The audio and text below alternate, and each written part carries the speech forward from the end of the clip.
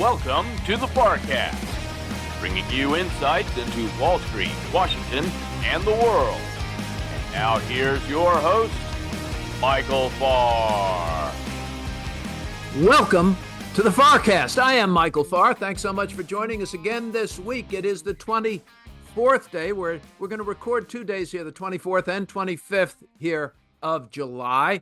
Lots to talk about and a special edition of the Farr Cast. Two guests this week, as ever, Dan Mahaffee, and I'm going to have to eat a little crow when he said 70% chance that Biden would not be on the ticket, and I took the other side of that. I said, I'll give it a 30% chance. Once again, Mahaffee was right. Maybe I won't actually have to say that to him out loud when he's on. I'll just sort of allude to it. You know, and I know, ladies and gentlemen, he got it right. But I hate giving him the credit when we get him on, you know. And then, four-term U.S. Senator from Oklahoma, Republican Senator Don Nickles, great friend of mine for many years, and has an insider's view, of course, what's going on in politics. This is going to be the political issue of the Farr Cast. Before we get to Mahaffee, however, let's take a look at what happened last week, because it was kind of significant. Those magnificent 6 or 7 stocks, those tech stocks of NVIDIA and Meta et al., that have been driving returns for over the past year, going higher and higher, and people saying, well, I can't buy it now. It just made an all-time new high. All of those stocks continue to make all-time new highs and keep the faint of heart at bay. As we looked last week, those stocks pulled back. Other stocks did very well. The big blue chips, those with solid balance sheets, those stocks kind of came out of the woodwork once again and said, hey, balance sheets aren't a bad thing. This is where Farr has always agreed with Warren Buffett. Now, I understand you don't have to be a genius to agree with Warren Buffett. And most anyone who knows me, you can begin with Harry, will tell you that nobody's ever accused me of being a genius. I have gotten to know Mr. Buffett over the years through my work on CNBC. I found him to be an exceptionally kind, an exceptionally humble, gracious man. Met him in person several times, sat and chatted with him. He takes time. He's patient. He's interested in you. And I was at a little board meeting at the Ritz in Boston a number of years ago, and we were getting ready to go for dinner just as Mr. Buffett walks in by himself carrying his own suitcase and checking in at the desk at the Ritz Hotel, which is where we were being put up. And people were right from my group. One of the guys was rushing over to him, and Mr. Buffett, and we have a meeting, and we're doing this, Mr. Buffett, and that, Mr. Buffett.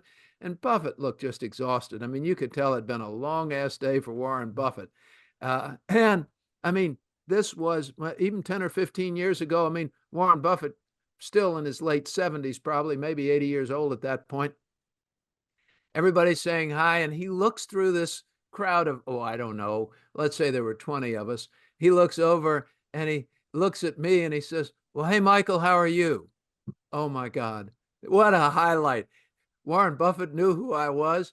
I had a friend who was a minor cabinet member years ago in HUD, and he told me he went to a meeting at the White House and George W. Bush recognized him and said hi to him, and he said it was the thrill of his life. Well, I've met President Bush a number of times.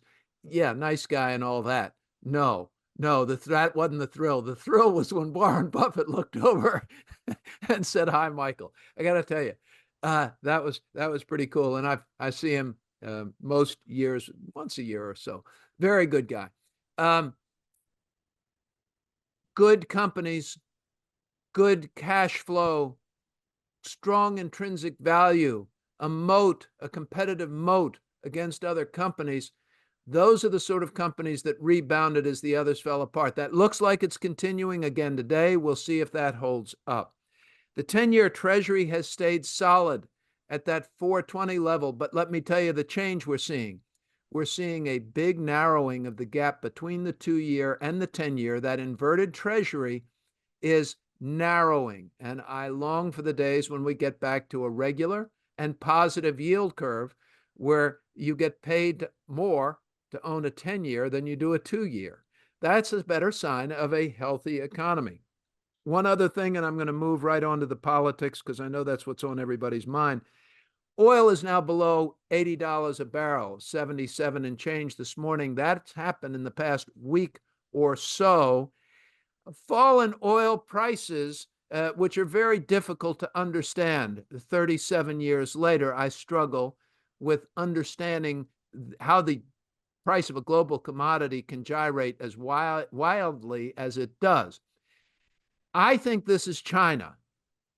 I think that this shows the contraction and the slowing of the growth of China's economy. It's the second largest economy in the world, and it is slowing under Xi Jinping. We've been talking about it on the Farr Cast. We've talked about it with Mahaffee. He has a one China, noble, global idea, romanticized idea of what he wants from China, and it's not a strong economy. He's not putting the economy first. And as Sister Irene Krauss famously said years ago, no margin, no mission. You don't have a good economy, you're not going to accomplish much else, and you're going to start to be consumed by your weak economy, and he's letting his go weak. He shut down Hong Kong. Jack Ma is living in exile, and now he's going after Taiwan. Mr. Xi Jinping, this is not a good strategy, but never interrupt an enemy when they're in the middle of making a mistake. And this guy is going full throttle. So cross your fingers. And I think the price of oil stays down. And guess who that's good for? That's good for our economy and our consumer, who has at least controlled costs at the pump. And as we get into winter, if we can keep those costs down, heating and energy costs will stay low.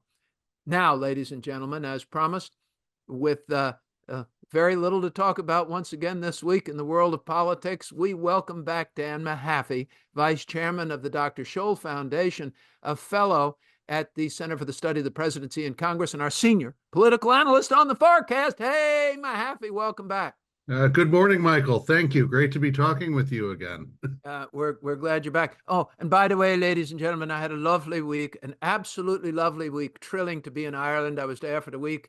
I was in Killarney for 3 or 4 days, and then I went up to Kinsale, to the Old Head, where I played in a member guest up there. We were true cannon fodder, middle of the pack, but it is a stunningly beautiful place, and the people could not be kinder, friendlier, or more welcoming across the entire country. It's wonderful to walk into a place and just have people be friendly to you. It's lovely. Anyway, have so much of my ancestry from the Emerald Isle, also from the UK, but I love being in Ireland. Anyway, Dan. Okay. Damn. I said I wasn't going to tell you, but I'm going to tell you. You were right. Biden's out. Kamala's in, and here we go. Kamala, what's going on? What do you make of all of this? And it looks like the race. I listened to George Will last night. He said, I predict in 2 weeks we're going to be exactly where we were 2 weeks ago in these polls. Yes. Neck and neck. Not much has changed. Each has the agenda they had before, except now we have an old person running against a young person. Tell me, Dan, what do you think? Well, first of all, Michael, I think we have to preface all this, an extraordinary fortnight in American politics. Pardon me, I'm getting over a bout of COVID here. Extraordinary fortnight in American politics where we came inches away from a disaster in American history. The attempted assassination of former President Trump, the scenes there of political bloodshed, there was bloodshed, are scenes that you should not see in this country, despite the drama of our politics. And thankfully, we did not have something much worse that could have plunged this country into something much worse, a worst case scenario of political violence and the tit for tat that you see in places like, as you just were visiting the northern part of Ireland and other places where you've seen violence replace the ballot box over the years. And we were fortunate that did not happen. And we are also, I believe, fortunate that as we investigate this more, and we'll get into the shortcomings of the Secret Service, that this was perhaps more of a loner with mental illness or easy access to firearms rather than a truly politically motivated attack one way or another, that he seemed to be seeking fame or infamy more than trying to affect the outcome of this election. But He, we are a he, country. he was a registered Republican, yeah? There is, but I think you look at the details of what his online presence was, the interviews with other, and who knows what motives are, and we certainly can't ask him now. But I think the first thing of all this drama is to acknowledge how close we came to the unthinkable, and how fortunate we are, despite our no matter what our political affiliations are, that we have the opportunity to answer this at the ballot box and not in bloodshed. So I think that has been one of the key themes, and I think it added to this momentum of needing leadership and needing a fresh face on the Democratic ticket. I think all of that was part of the momentum. I think it broke through the even the logic at first that somehow this would overshadow the pressure for Biden to step out. That was what a lot of folks were saying. I think it increased the need for some kind of new leadership. And the question will become now, was the week of the convention for the Republicans the high watermark for Donald Trump? Because the Kamala running now really resets this back to a 45-45 race.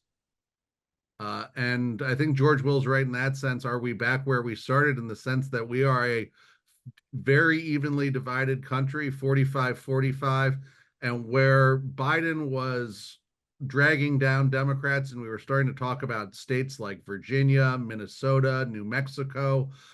Look, with Biden still on the ticket, hell, I saw a poll that had Trump within 2 points in New Jersey. So these are all the things that was the first set of numbers. The other second set of numbers that Biden was looking at, the money had completely dried up. No new money was coming in, and the money is the lifeblood of any political campaign. Any politician, from town dog catcher to president of the United States, will tell you you have to have the bucks flowing if you want to have a good campaign. And that was, I think, the other factor that was becoming clear when he had this huddle with his advisors.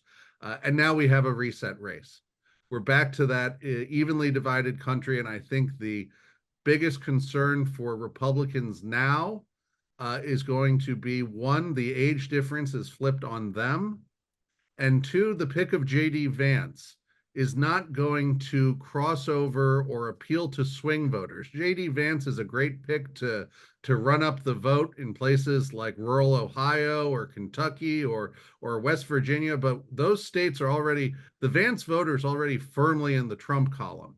What we see with Kamala now is that the voters in the suburbs, the suburbs around Phoenix, Philadelphia, Pittsburgh, those are the areas where this election is really going to be decided. If we get back to this, again, this 45-45 race, and now the struggle for the Democrats will be, can they define Kamala before the Republicans do?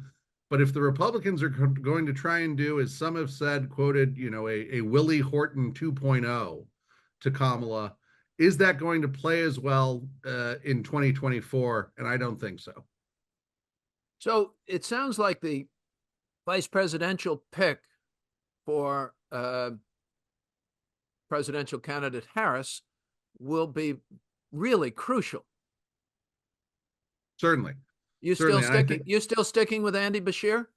I am, though. Maybe that's where you at least get me on not being right there. I've heard he's not being vetted as closely as Governor Shapiro of Pennsylvania and Senator Mark Kelly of Arizona, who also a former astronaut.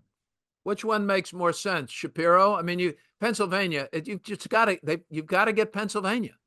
You've got to get Pennsylvania, and I think Shapiro makes the most sense for balancing this out. I think, though, Kelly is a dark horse, and then I wouldn't ignore Governor Cooper of North Carolina either. Why wouldn't you do Shapiro? I agree with you there, and I think the only reason Shapiro wouldn't want to do it is because he thinks about his prospects in 2028.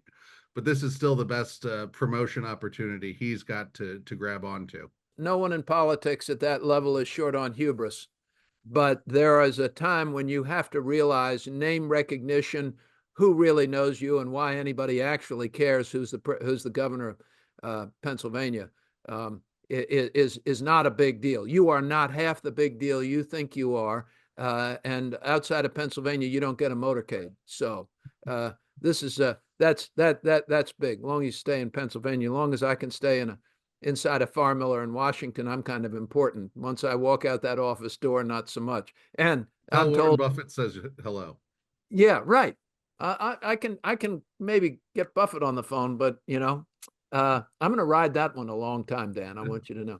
So, Dan, I'm hearing folks say that the best Kamala Harris moment is right now, and the more we get to know her, the less we're going to like her. That's what happened when she started talking as she became vice president. Mm-hmm. Does she have better speech writers now? Will she go off text? Can she stay disciplined on text, or should they just give her a good VP pick and send her to the basement because it worked for Joe last time?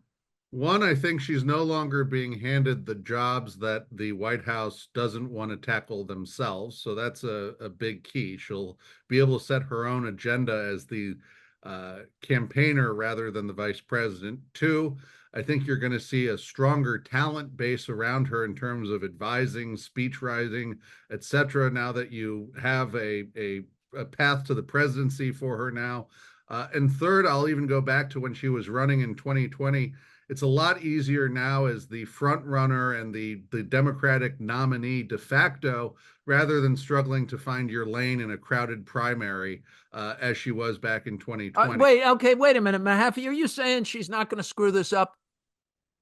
I'm not saying she's not going to screw this up, but I'm going to go back with a fellow guest of ours we've had a long time, Lester Munson, who probably would agree with me that Kamala could probably do a bit of a Rodney Dangerfield "I get no respect" routine a bit in Washington, given the team she's had and what she's been handed. Now, look, all this is going to be thrown right back at her. The Republicans are already going to move on the not just how she presents herself, but what she's done in office, the issues of the border. That's going to be the biggest one they try and lambast her with. And then I think the other one that you can't ignore, and the good news is that she's outside the president's circle, so I don't think she was part of this. But truly, if you look at focus groups and discussions with voters, the one thing that they would really turn on her about would be if she were involved in any kind of effort to downplay or hide President Biden's condition or deterioration from the public. That could be one of the only true scandals I see that could come up. And Republicans in the House are already talking about some kinds of investigations or things into that. But that's the only area where I really see significant headwinds for what she's done in office is really this record on the border. So, Dan, I was hearing, and I was surprised to hear it, and I'm not hearing it much anymore. And this is only in a period of about 5 days, which can be a long time in politics. And you had Kamala Harris standing in front of the presidential seal, sitting in the Oval Office, that you could probably get enough buzz. This is just a Farr theory, but I'm getting ready to say it on CNBC here later this week. So tell me if you think I'm an idiot to suggest that. Look, I think it would give her quite the imprimatur of office if that were to take place. I don't see the 25th Amendment discussion going too much further, though, because the last thing the Democrats want to do is present a chaotic circumstance when they're trying to paint the Republicans as the party of chaos. Now they feel that many of the things about Biden's age have been disarmed, and its ability now is to turn the campaign into matters of certainly former President Trump's temperament and policies, but also to turn the light on Republicans in Congress, to paint that caucus as one of dysfunction and turmoil, and to reset the presidency at a time when Congress can barely agree on the time of day. Even within the GOP caucus, I think would be a bad signal to send and probably backfire on them potentially. I think you want to have Kamala to have as much of her bandwidth possible to be campaigning, given that this is going to be a hyper compressed, almost European political race, given that we're now only doing this in 100 days as opposed to our traditional, 2 years of campaigning that we now ridiculously do. Yeah, well, this one's been longer than most. All right. Well, we will watch and see. One other thing, Vice President Harris hasn't been as supportive or as friendly to Israel as has been President Biden. So the vice president hasn't shown that. And in fact, with Bibi Netanyahu in Washington today, Vice President Harris isn't going to be at any of those meetings. She opted out to stay on the campaign trail. Struck me as a mistake strategically. Do you think it's a mistake strategically that she's opted out of the meetings with Israel here? And does that still increase her chance if it does turn out that it's perceived that she blew it and that she may have lost or alienated some of the Jewish vote? Does that make it more likely for Shapiro from Pennsylvania? Look, I say think she not only gets Pennsylvania, but she gets support from the Jewish vote and the first Jewish vice president. That is true, and I think the questions about that will fall into the selection criteria for vice president. But to reset on the position with Israel, in fact, actually brings her more in line with the Democratic Party and American polling compared to to where Biden was. Americans, and particularly Democrats, and a majority now of independents, have soured on Israel's war, on Netanyahu's leadership, and distancing herself from Israel, as shocking as that may sound in American conventional political wisdom, could benefit her right now. There's, look, a lot of Americans support Israel and want to protect Israel, but right now feel that we're in a position where we need to protect Israel from itself. And that's the crux of that, I think, is that Netanyahu arrives as both hero and persona non grata for these groups in Washington. And at the end of the day, we just have to remember Netanyahu's probably the best American politician in that room when he's. There's no question about it, and has been for years. He's been one of the most successful American politicians we have seen, Netanyahu. But boy, he's got to hear the clock ticking. He's got to be listening for the bell to toll, because time is running out. Sport, you could do whatever you got to do. Well, and he needs to realize that there's a crux coming to where you have a generation of Americans that see Israel as no different from those other barbarous Middle Eastern states, and that's not Israel, and that's not what Israel was meant to be, and that's not the Israel I've known. But an entire generation of Americans is feeling that based on what they see on media and social media every day. Yeah, and I've of course watched it for years, been a armchair student of it for years. I've visited Israel. I've spoken at Hebrew University. I've met with the Supreme Court. I've met with leadership from Mossad. That is not who these people are. That is not who Israel is. And this is a matter of ignorance and education, which is rampant across the voting public. Lots and lots of uninformed opinions that are held passionately, leading to some really unfortunate conclusions, I think. All right, Dan, where do we go from here? What's the highlight? Does Vice President Harris, we've got to go, does she peak at her convention? And is she able to cast President Trump as the old man in the room and out of date? And can she actually pull this off? Polls are about evenly divided here. Who, if you had to pick a winner for November, would you pick right now? Right now, I'm still picking Trump just because of the economic situation, but I really want to have another debate. When we have this debate, I think if anything, we have not had a debate so consequential since Kennedy-Nixon as we had with Biden and Trump. And I think this next one will be, because we need to see whether it is, if we break out of a 47-47 down to the wire election, it's going to be because of these debates. And if we have more than one, the question is, does Trump come off as too forceful now, too rambling? The age card is now flipped. Or can Kamala overcome this perception that she gets on the stage and speaks nothing? If she gets out there and it's just political buzzwords and platitudes, that's not going to help either. But former President Trump is really going to have to change his tact, because it's not going to be the same competition with Biden, where you can just focus on age and virility.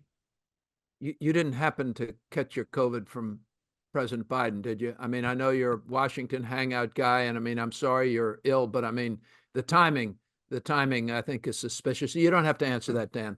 I don't want you being the responsible one for having given the president COVID, Dan. I wouldn't even suggest that. I don't even want to say that on the air. I'm certainly blaming the gentleman who was coughing behind me the entire train ride down to Chicago on Friday night.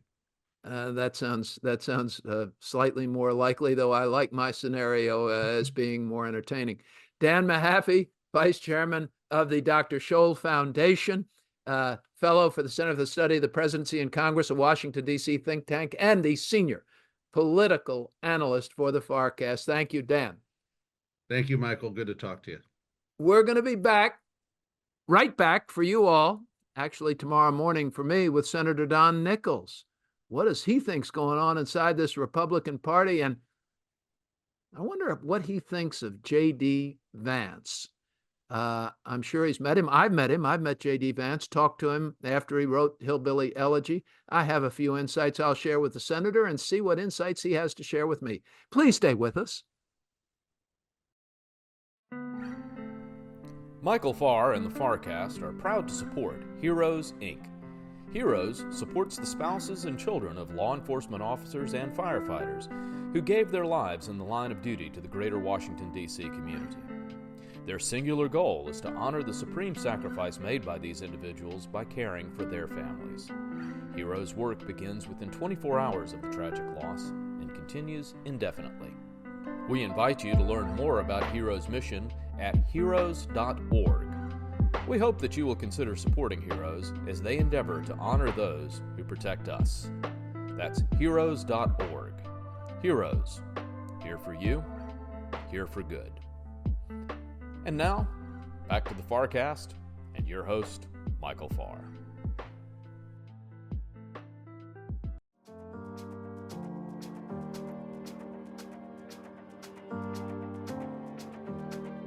We appreciate you listening into the Farr Cast this week. And now to introduce this week's special guest, here's your host, Michael Farr. Welcome back to the Farr Cast. As promised, a great treat for all of us. Senator Don Nickles was a four-term senator from Oklahoma. Those years were 1981 to 2005. He was one of the youngest senators ever in the history of this country. He was a leader in the Senate.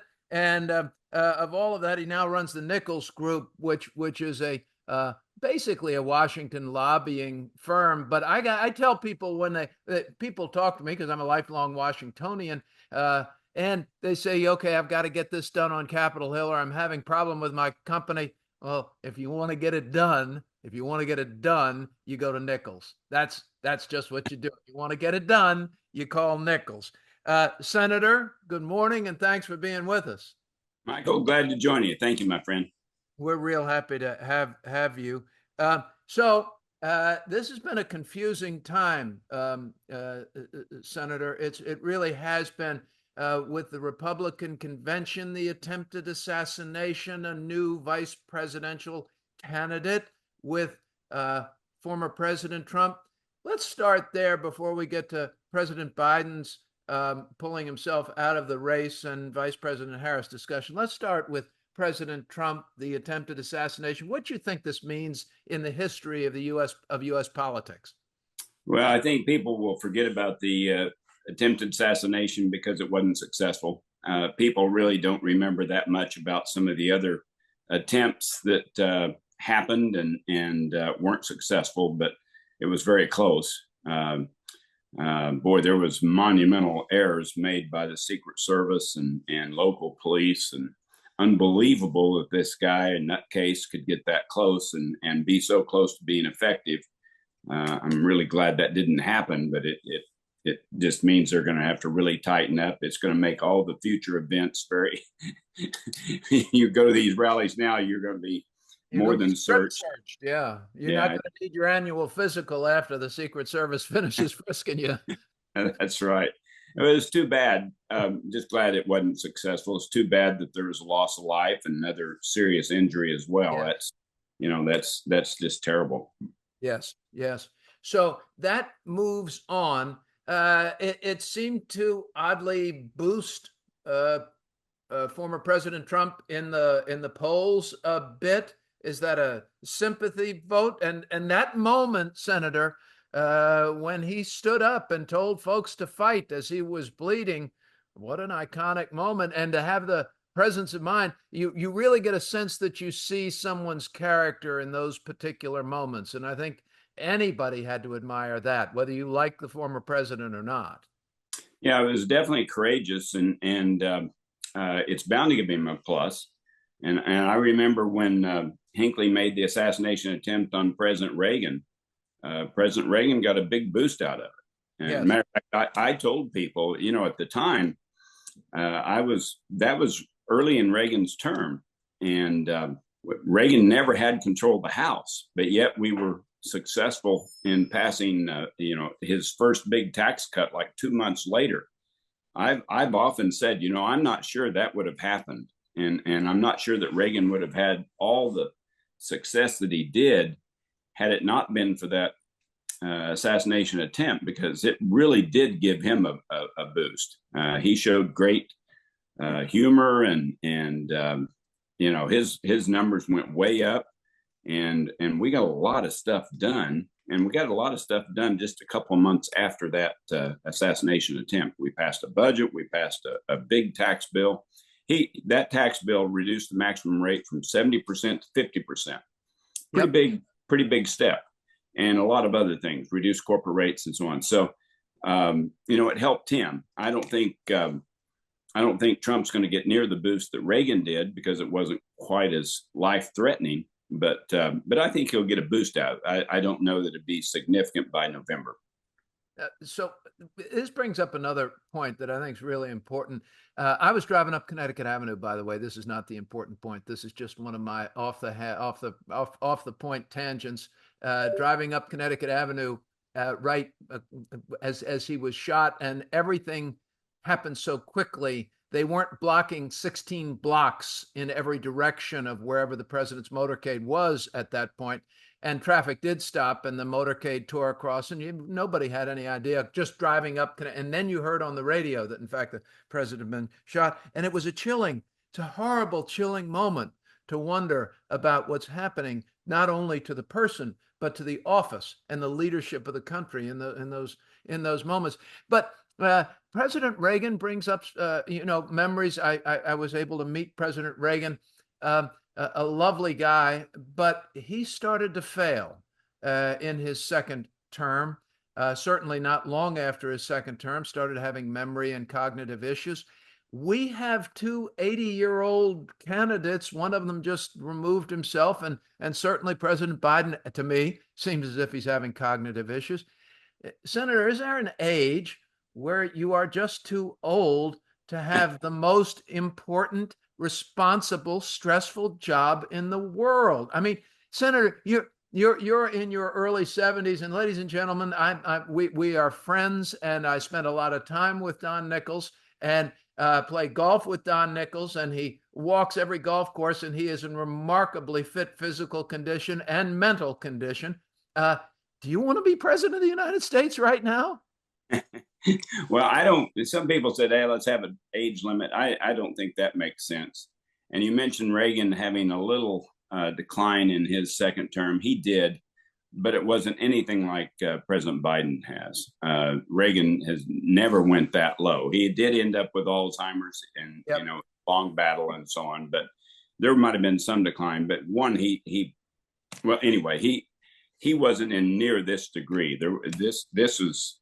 It doesn't seem like it. No, it really didn't. It didn't seem like it. And certainly memory doesn't put me there at all. But you don't think there ought to be an age limit. You don't think that 90 years old or 95 years old is too old to be president of the United States? Oh, I do, but I don't know that you want to do it constitutionally. Let the voters decide. Wait. I was, You do it constitutionally. You were one of the youngest senators ever, and you made it by the hair on your chinny chin chin. You were barely old enough to become a U.S. senator. True? well, you have to be 30. I was 31 when I was elected. Interesting. Joe Biden was the youngest. I was the youngest Republican ever elected. Joe Biden was the youngest. He was 29 and had to wait to be sworn in. And so I give him credit. And then the other two that were younger were Ted Kennedy and Russell Long. Yes. And both of them were 30. And but no, would I want to put a constitutional age limit, an age limit in the Constitution? No, I think that's kind of ridiculous. Does the 35-year-old age limit to become president make sense? Yeah, I think. Why does that make sense and the other one doesn't? I know where I'm going down a rabbit hole I should just avoid, Harry, but I've got him, so I might as well ask him. Well, I don't know. Back to President Biden, I served 24 years with him in the Senate, Yes. and I know Jill, and I like Jill, but I've said, she maybe should be charged for spouse abuse. Yes. She should have pulled him off a long time ago. I know my wife would have given me the hook a long time ago, and more or less encouraging him to stay on as long as he is. It just was not a good thing for him. Certainly not a good deal for the country, and would harm his legacy and so on. So I'm glad that he stepped out. A lot of politicians do stay too long, and sometimes presidents. Yeah. So now, President Trump, do you think he's at risk for staying too long? And what do you think about the addition of J.D. Vance? We're hearing about buyer's remorse is the new buzzword in the media, and it's only been a week. Well, the media was always going to go after J.D. Vance or whoever Trump selects, and they're going to micromanage and look over everything he's ever said. And he said some really stupid things a couple of years ago, and it's going to hurt him. It's going to hurt him. It's going to hurt the ticket to some extent. I don't know how much. I think there is some buyer's remorse. I don't know how significant the betting was, but a couple of the comments about, well, you have to have children to be a leader or something for female. I just thought, you've got to be kidding me. How could somebody say something like that? Right. But I'm sure that if somebody screened everything that I said in my first year or two, they would find a lot of ample material as well. In today's, I doubt that, Senator. I doubt that. But okay, go ahead. I don't usually disagree with you, but I will on that. But I can't. Anyway, I think he's off to a bad start. It'll be interesting to see who Kamala picks, and that person will likely be scrutinized as well. But I remember there's an inequitable degree of search on VPs. For example, when Al Gore was selected as vice president for Bill Clinton, he was automatically assumed, oh, this is just a great pick. When Dan Quayle was selected, he was scrutinized and almost run off the page. I served with both of them. Dan Quayle, frankly, was a more effective senator than Al Gore. I've got more stuff done, but the press really went after him. And my guess is they'll go after J.D. Vance with a pretty significant intensity. And my guess is they won't with Kamala's pick. And I doubt that they really will with Kamala. Kamala's relatively unknown as a political leader. And she had a couple of years in the Senate. J.D. Vance had a year and a half in the Senate. Barack Obama had about a year and a half in the Senate before they were elevated to higher office or campaigns. And anyway, I think scrutiny is called for, and we're going to find out some things. And it's been a bad couple of days, in my opinion, for J.D. Vance. Josh Shapiro from Pennsylvania seems to me the armchair political hack that I am, and that's probably given myself too much credit. But that really seems to make sense in the struggle for Pennsylvania. You have to get Pennsylvania, and the fact that he is Jewish, given what's going on with Israel, and Vice President Harris's sort of tendency to want to remove her, put some distance between her and Israel and the war, really might make to me, the most on paper sense. Is there someone else that makes more sense to you in her list? Well, I don't know who's on her list. I think Shapiro is obviously, I think he's an attractive candidate. They've got several. The governor of Kentucky. I happen to like Westmore a lot. Yes. Maryland. There's several that she can pick from, and it'll be very interesting. She's going to have to make that decision pretty quick. And I'll tell you, both of them, and you're right for Pennsylvania, both President Trump and Kamala Harris, they're looking at the electoral map, and they're looking at Pennsylvania, and they're looking at Ohio, and they're looking at Michigan, they're looking at Wisconsin. The Democrats have to win most of those, and if they don't, they're not going to win. And so that further elevates Shapiro. That those states are going to be critical. Our political analyst on the Farr Cast is a guy named Dan Mahaffee, and he ran policy for the Center for the Study of the Presidency in Congress, Dave Abshire's organization, for many, many years. Dan, as of yesterday morning, still said, certainly the election today, Donald Trump wins. Do you think we have another Trump presidency? I think we may well.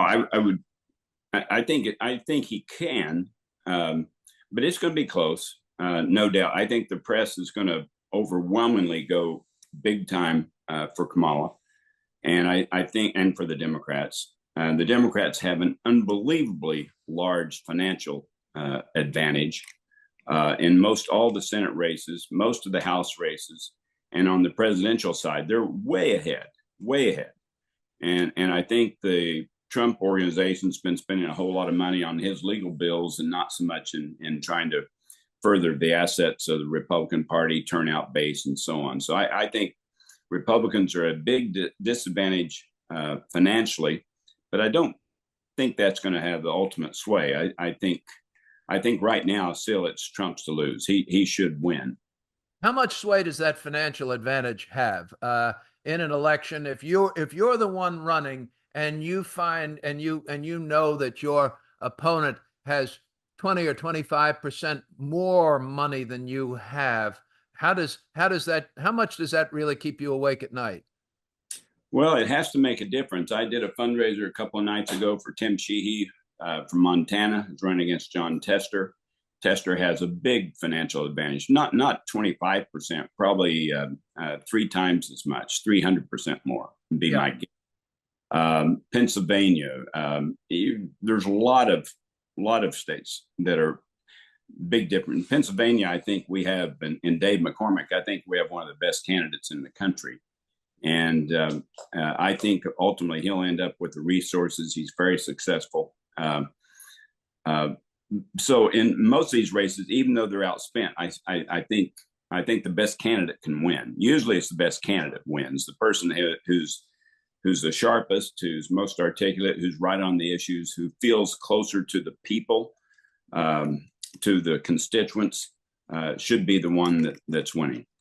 3 times as much money. You can sure keep your candidate on television on a nonstop in everybody's living room with that kind of money. That's and I think you certainly come back to me, Senator, to the likability of the candidate. Americans we liked to like Ronald Reagan. We liked Bill Clinton. I mean, there's something when the president or the presidential candidate smiles and makes a connection, or when Reagan would tell one of his jokes, a couple of which were actually pretty funny. But a couple were just, you got an older man up there telling a joke and he chuckles himself and it's endearing and you connect with him and you say, oh, that I've seen my grandfather do that. I like that guy. How important? Who has the advantage in this one? Because I can't picture Donald Trump or Kamala Harris telling an endearing joke. I just can't, and that bothers me, Don. Well, you're exactly right. And Clinton and Reagan both did have a good touch, and people did like them, and they could communicate that, and they could communicate it in lots of different ways. And I'm not sure. Trump has some rough edges on him, and his followers love him. And anything he says, they're going to love. And Kamala remains to be seen whether or not she'll have that connection or not. So as we go to the next 4 years, Senator, a lifelong student of politics and policy, and thinking about the position of the U.S. and where we are now relative to China and Russia and Israel, and I think that's probably enough to throw into this morning's mix for the next couple of minutes. What would you like to see? What does America need? What should the president's and the new president's top three priorities be for our country?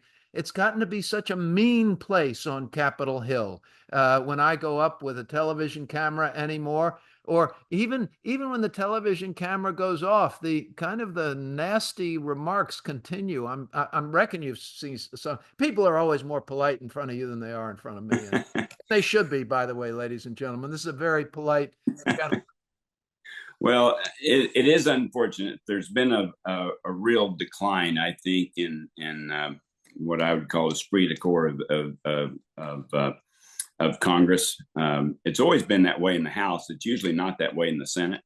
The House, they've been throwing grenades at each other for ages, yeah. And whoever has control, even if it's controlled by one vote, the minority doesn't really have a lot of say in the House, and not so in the Senate. In the Senate, we've always had majority or minority. You had a lot of input in the Senate and could really make a difference. And the attitude of senators usually wasn't near as partisan or as intense as it has been, or historically than yeah. it has been now. Yeah. And that's really unfortunate. And control of the Senate is going to be by one or two votes. And it has been for I don't know, several years now, many years. And it was even when I was in, we flipped control of the Senate back and forth several times, 6 times in my 24 years in the Senate. Control switched, and it's going to switch again. I think it'll probably switch this time. I think Republicans will get control. We've got some great candidates out there, but it's probably going to switch again. You know, it could easily switch again 2 years from now. Yeah. And I think most senators, they have a longer term. They realize, hey, I'm going to be in the minority. I'm going to be in the majority. I want to get along and be productive in that process. Tell me what you think. Tell me what you would say to the next president of the United States, whoever it is. Mr. President, here are the top 3 things you need to focus on. This is what America needs right now. Well, I would love to see the president pull both leaders, both party leaders in and say, hey, let's shake hands. Let's get some things done. Yeah. I used to, when Bill Clinton was president, I was a leader in the Senate. Most of the time I was whip or policy chairman or something. I went to the White House all the time. I even got tired of going to the White House. I went to the White House. Used to, if you're in the member of leadership and you go to the White House, oh, this is good. I get to talk to the president. I'm going to impact policy and so on. I went so many times I was getting tired of it. So he did it a lot. Conversely, President Obama hardly ever had Mitch McConnell, and Joe Biden really didn't have bipartisan leadership meetings hardly ever. So it's really declined. And I think President Obama thought, hey, I have a big majority. I don't need you guys. And then they tried to railroad the healthcare bill through without any Republican input and stuff.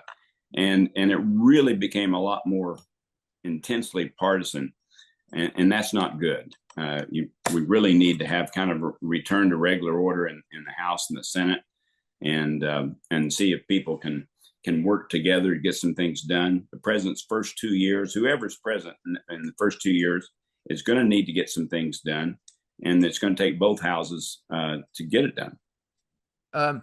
So give me your quick impression. What do we need to do with Russia? What do we need to do with China? What do we need to do with Israel? Or Iran? You can do Israel, Iran, either one. That just feels to me like it's the same damn thing.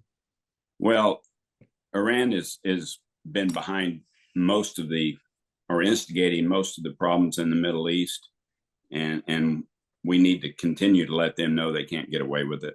And they're doing it through proxies. They're doing it. We haven't done anything to let them know they can't get away with it. All they do is get away with it. Since Jimmy Carter was president, we had the Ayatollah Khomeini who was putting it to it. I mean, when do we deal with these guys? It's just such a frustration for me. It's been going on my whole life.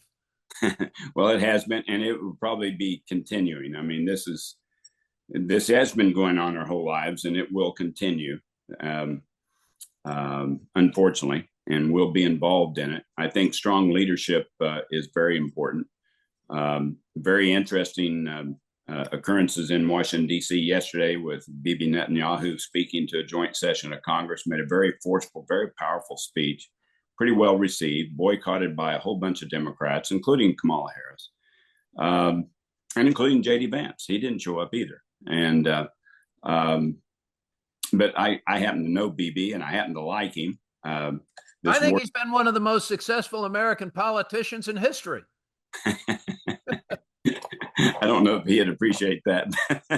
But look what the guy's done. He's gotten more stuff through our Senate than a lot of our members of Congress. I mean, come on. The guy has chops. He has chops, and he has a lot. He has 9 lives. I mean, he's survived more political coups than one can imagine. He's still hanging by a thread, and their nation's at war. So it's a very tough, complicated thing. But,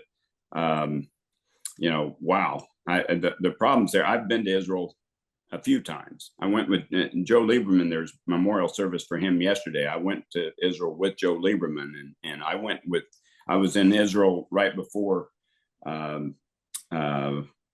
one of the wars where Iran was lobbing all kinds of missiles, and we got some Patriot defense systems in to help them in that battle. But wow, that country has always been under attack, and probably always will be.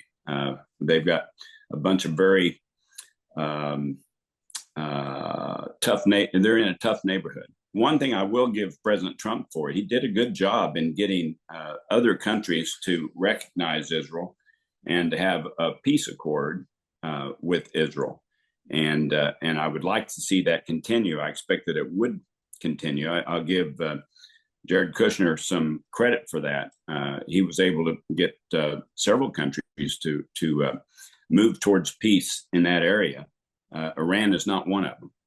Yeah, I've met Jared Kushner. He's a weird dude, but he was effective there. I'll certainly give him. He's a weird dude, but I'll give him that. Senator, I just wanted to. You mentioned Netanyahu, of course, in Washington yesterday and addressing the joint. The protests that were going on in Washington, I disagree with only one thing in the U.S. Constitution, if you can believe that I would have the temerity to say such a thing.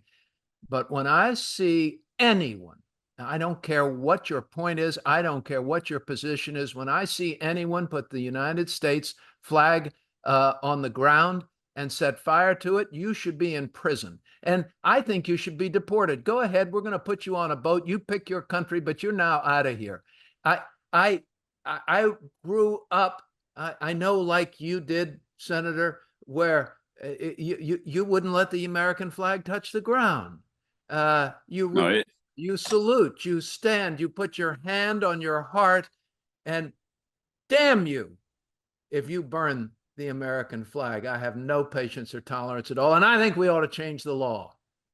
Well, I don't know that it needs to change the law. They have the right to demonstrate. They don't have the right to desecrate property. They don't have a right to spray paint monuments. And I saw pictures today where they put graffiti over a bunch of monuments and stuff. And why weren't they arrested? They arrested 20 or 30. They should have arrested anybody that was involved in that. And I agree. They ought to be not just fined a couple $100. They ought to be deported. They ought to be put in prison. You have a right for peaceful assembly. You have a right to demonstrate, to speak out, to voice opposition to policies and so on. But you don't have a right to obstruct traffic. You don't have a right to defile property. You don't have a right to break windows.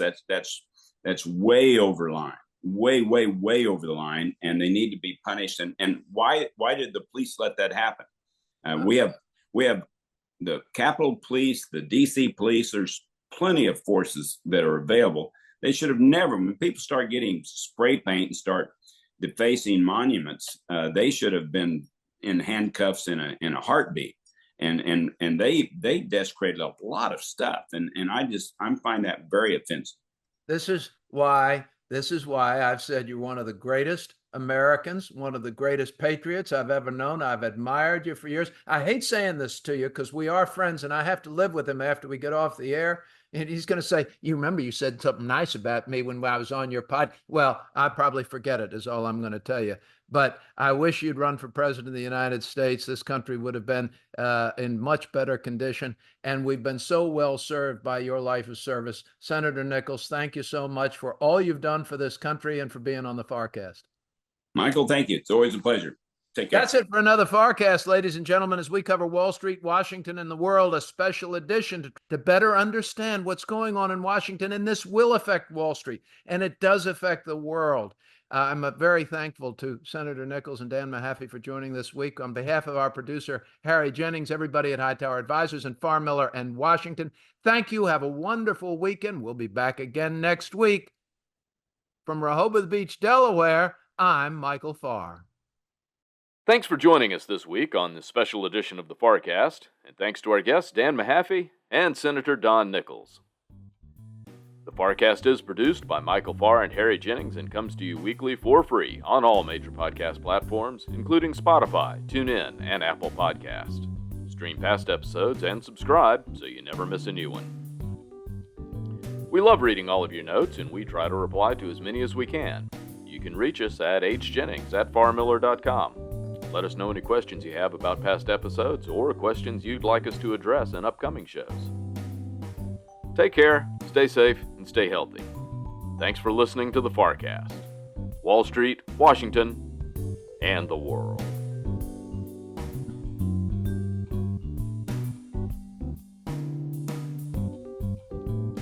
Farr Miller in Washington is a group comprised of investment professionals registered with Hightower Advisors, LLC, and SEC registered investment advisor. Some investment professionals may also be registered with Hightower Securities, LLC, member FINRA and SIPC. Advisory services are offered through Hightower Advisors, LLC. Securities are offered through Hightower Securities, LLC. All information referenced herein is from sources believed to be reliable.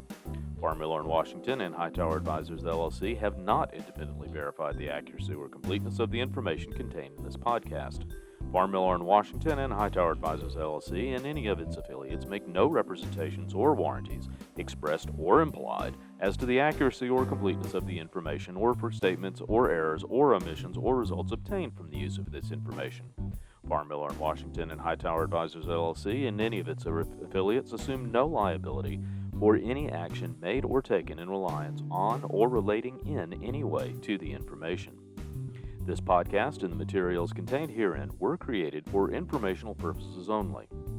The opinions expressed are solely those of the authors and do not represent those of Hightower Advisors, LLC or any of its affiliates. Farr Miller in Washington and Hightower Advisors, LLC or any of its affiliates do not provide tax or legal advice. This material was not intended or written to be used or presented in any way to any entity as tax or legal advice. Clients are urged to consult their tax and or legal advisors for related questions.